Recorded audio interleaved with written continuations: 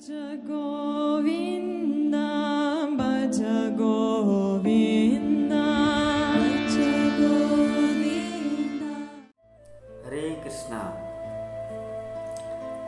आज सुबह सुबह हम श्रील प्रभुपाद का एक श्रीमद् भागवतम क्लास का टेप सुन रहे थे, रिकॉर्डिंग।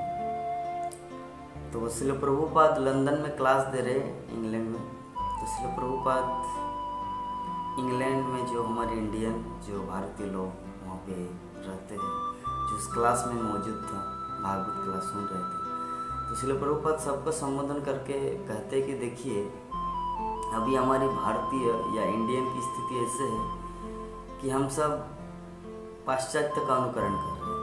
पाश्चात्य मतलब foreign, may be London, America, anything. तो उसका हम अनुकरण कर रहे हैं और वो जैसा चाह रहे, वो जैसा कर रहे, वो जैसा बाल कटा रहे, वो जैसे कपड़ा पहन रहा है, हम लोग वैसे ही कर रहे हैं। तो इसका मतलब क्या हुआ? हम अभी तक भारतीय लोग गुलाम हैं फॉरेन के।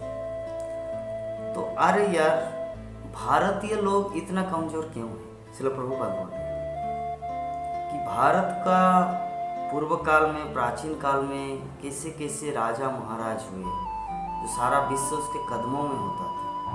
युधिष्ठिर महाराज, भरत महाराज, शांतनु महाराज, महाराज दशरथ, कितने प्रतापी राजा हुए, पृथ्वीराज चौहान।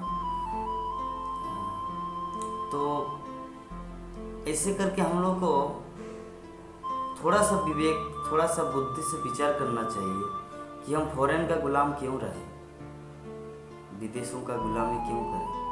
हमारे पास भी कुछ गुण है, हमारे पास भी क्वालिटी है, क्यों ना हम अपना गुण उनको देंगे। हमारा जो क्वालिटी है, हमारा जो ज्ञान है, हमारा जो नॉलेज है।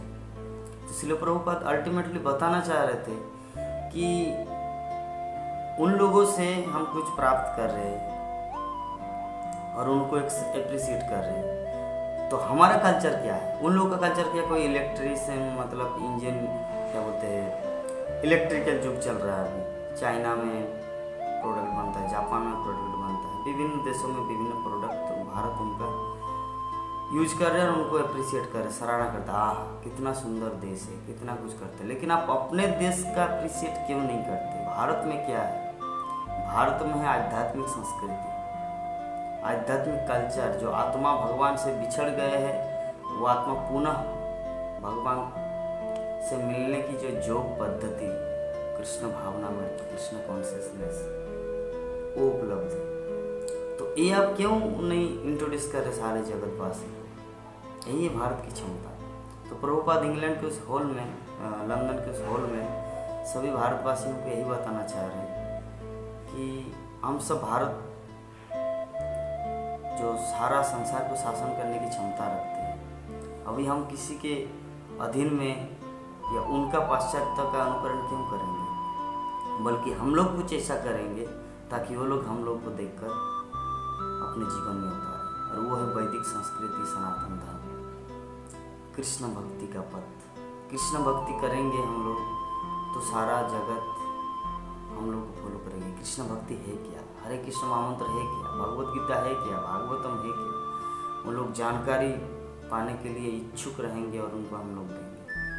ये हम लोग का कुछ देना। उनसे तो हम लेते हैं, इलेक्ट्रिक्स लेते हैं, सामान लेते हैं, टेक्नोलॉजी, किंतु तो हमारे पास जो है वो भी तो उनको देना है, तब तो हमारा कुछ मर्यादा रहेगा। तो श्रील प्रभुपाद सबको बस यही प्रेरणा दे रहे थे। तो ये हम सबको बहुत ही दृढ़ता के साथ लेना चाहिए कि श्रील प्रभुपाद का मूड एंड मिशन, इस्कॉन को स्टैब्लिश किया, सारे विश्व में, सारे पृथ्वी में फैलाया। तो ये हमारा कर्तव्य है कि प्रभुपाद को उस मिशन को आगे बढ़ाने के लिए खुद के जीवन को कृष्ण भावना में डेडिकेट करना है और जन सामान्य के पास या विश्व के सामने एक ऐसा आदर्श दृष्टांत प्रस्तुत करना है कि वो लोग सोचे और देखे कि सच में कि भारतीय संस्कृति कितना सुंदर है और उनको अपनाने से हमारा जीवन धन्य होगा। जब ये फॉरेनर लोग, जब ये भावना, ये उनके हृदय में फीलिंग आएगा, तब हमारा वास्तविक भारत की जीत होगी। तभी कहा जाएगा मेरा भारत महान, मेरा भारत महान। हरे कृष्ण।